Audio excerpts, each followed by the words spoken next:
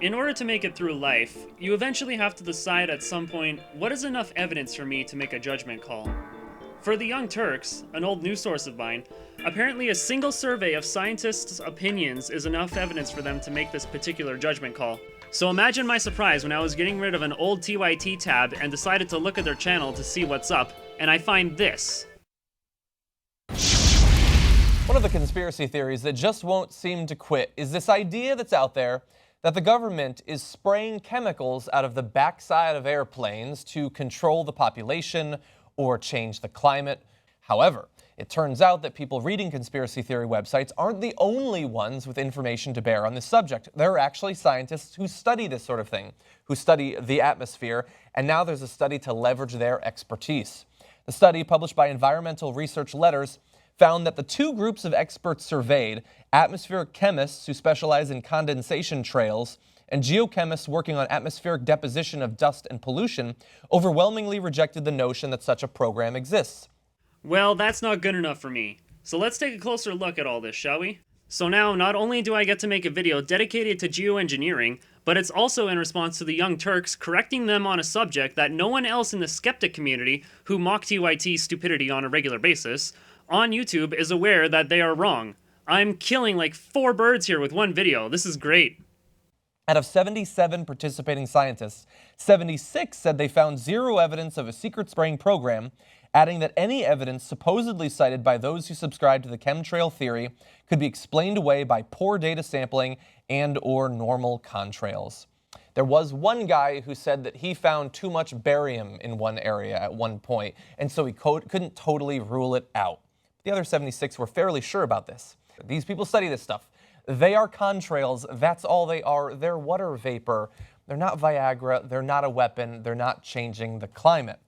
Well, nigga shit, I guess that's it. The anti-geoengineering movement, there's an annual global march against geoengineering day, yes, it's a movement, is dead. Alright everyone, pack it up. TYT's final judgment is in on this and it's bunk. We can all go home and shut up now. But just for the sake of being skeptical, why don't we take a look at the report in question itself and see what we find, yeah? You all already know where this is going, don't you? And links to everything will be in the description so you can follow along. So, this is the study in question. Let's start with this bit. Trails behind aircraft. Figure 2 shows the 4 photos assessed by contrail experts. In each case, 100% of the experts indicated that the simplest explanation for the trails in the photo was not a secret, large-scale atmospheric spraying program. So not even that it's not a possible explanation, just a please accept this nothing to see here, go back to sleep explanation. 80% of the contrail experts stated that the larger trail in the photo was likely an area of higher humidity. Relative humidities are rarely ever high enough to make condensation trails in the first place. Go look up your own local atmospheric humidity indexes to see for yourself. While 35 experts, 71%, indicated that the thicker and longer size of the larger trail was related to greater altitudes. There's lots of film footage of spraying being turned on and off at both high and low altitudes. The second photo showed a trail broken by a gap, figure 2. SLAP proponents have argued that such a gap reflects the chemical spraying was turned on, then off, then on again. 82%, and 16% of the contrail experts explained the gap as an area of particularly dry or warm air, respectively, which made it more difficult for the condensation trail to persist. Nobody can actually be this fucking stupid. Do these scientists really expect people to think that they don't think that air moves in our atmosphere constantly? Which you can determine by the trails fucking drifting after they're sprayed? And therefore we the people should also think that the air is stationary and can have such massive static changes in humidity and temperature? Meteorologists will laugh their asses off at that. 11 experts, 22%, also suggested the gap could be due to subsidence or an upwelling of air. That's fucking retarded. I've literally never seen a trail be sprayed out and then have some wind dissipate a small portion of the trail really quickly. Those 11 experts are talking out of their asses. The third photo showed a plane with thick, dense trails behind each wingtip and spanned by the color spectrum. SLAP proponents have argued such phenomena, thick, persistent contrail and rainbow colors, are both evident of heavy chemical spraying. 30 contrail experts, 61%, instead explained the dense trails by the presence of moist air that was supersaturated, with the colors due to light refracting through the ice crystals. So every contrail should be a rainbow trail according to this survey? The fuck? Well, those experts were sourcing another report. Aerodynamic, contrails, phenomenology, and flow physics. I open it up, and then we get to see what the rainbow contrail actually looks like.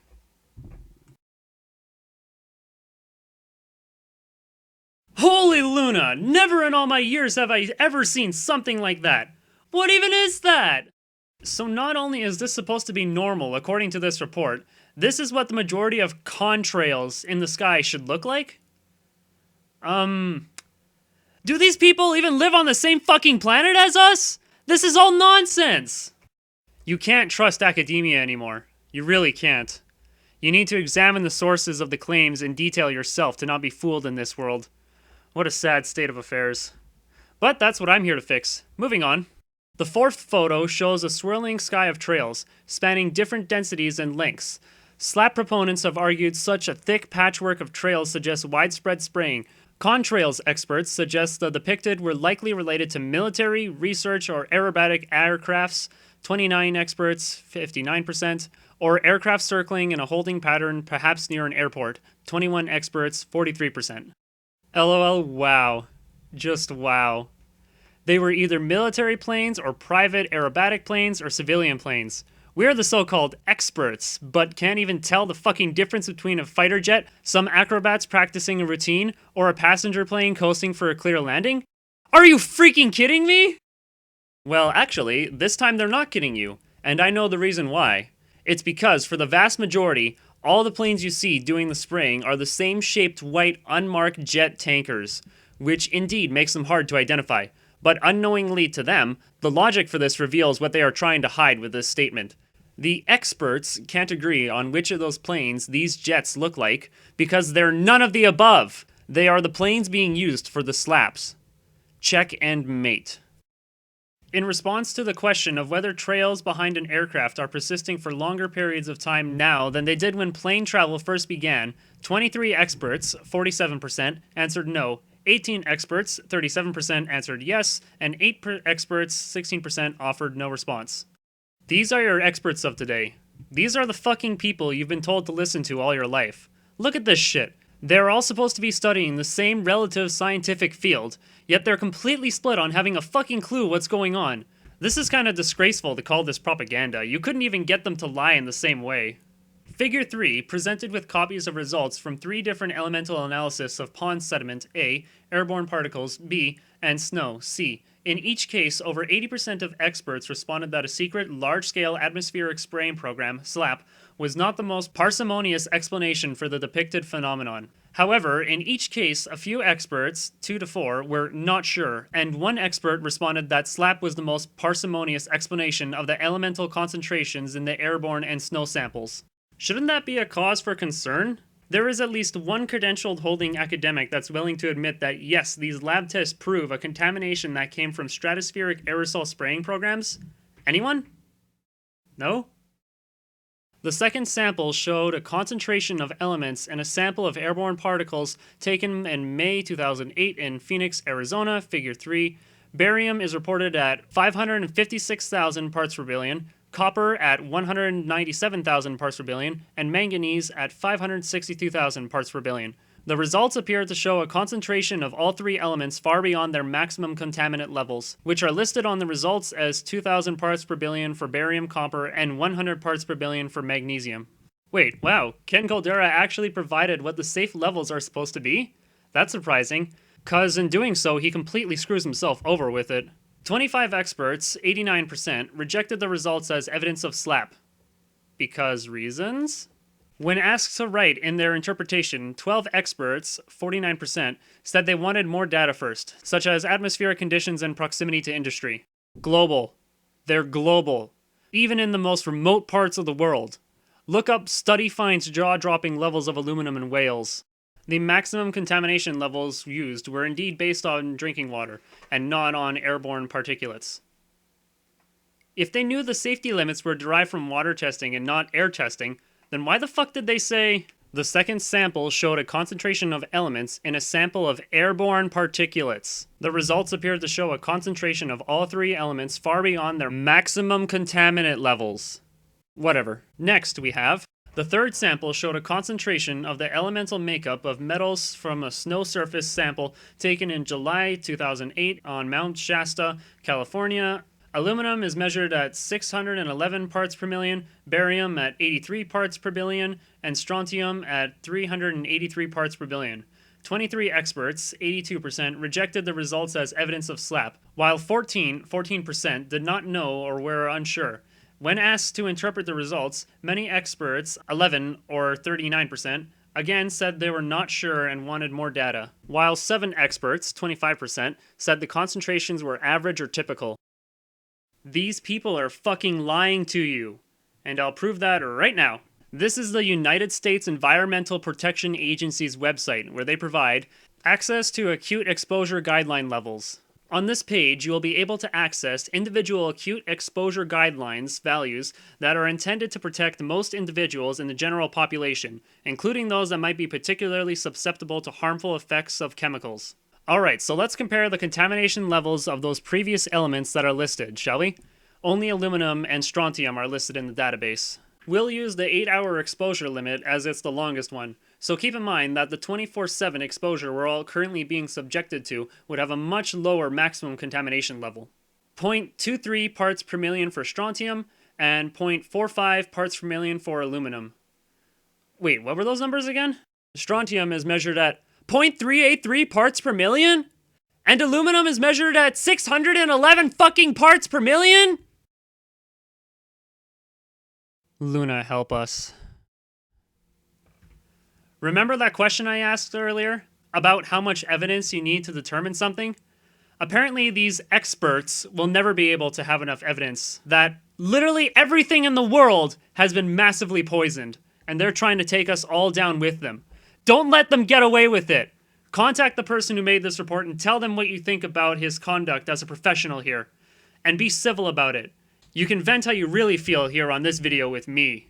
A different expert, 4%, said the result may be evidence of a SLAP, writing, unless there is some kind of aluminum pollution source in the direct neighborhood, the results are ridiculously high and indeed suspicious. And finally, from this report, we therefore offer the first peer-reviewed expert response on SLAP data from both atmospheric scientists with expertise in condensation trails and geochemists working on atmospheric disposition of dust and pollution.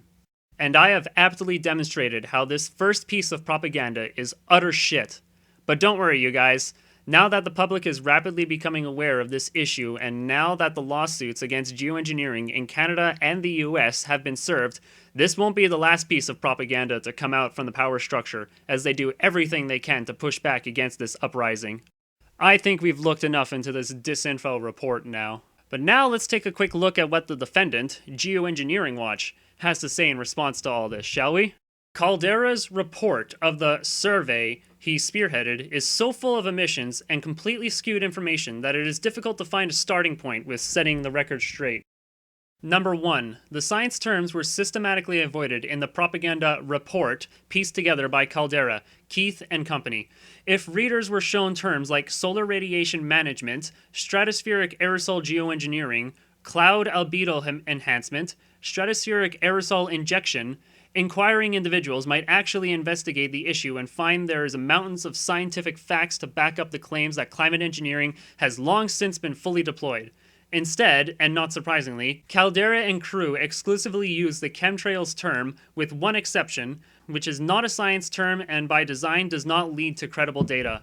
Number 2. Why didn't Ken Caldera and associates disclose the fact that not only do all US government scientists have no First Amendment protection, which means they are not at liberty to speak openly, but there is actually an illegal federal gag order on all National Weather Service and all NOAA employees? Are we to believe that any scientists are truly free to speak openly on a subject that is clearly a national security issue at a time when any and all whistleblowers are being relentlessly prosecuted?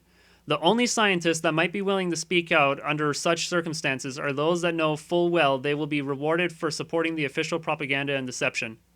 And number 3. Why didn't Caldera and his associates bother to mention massive historical Senate documents, presidential reports, and military statements of objective that make clear the climate engineering is not just a theory or conjecture, but has long since been a verifiable fact? And there's lots more. I'll leave you viewers to read the rest for yourself. Now, take it away, John Iadarola of the Young Turks.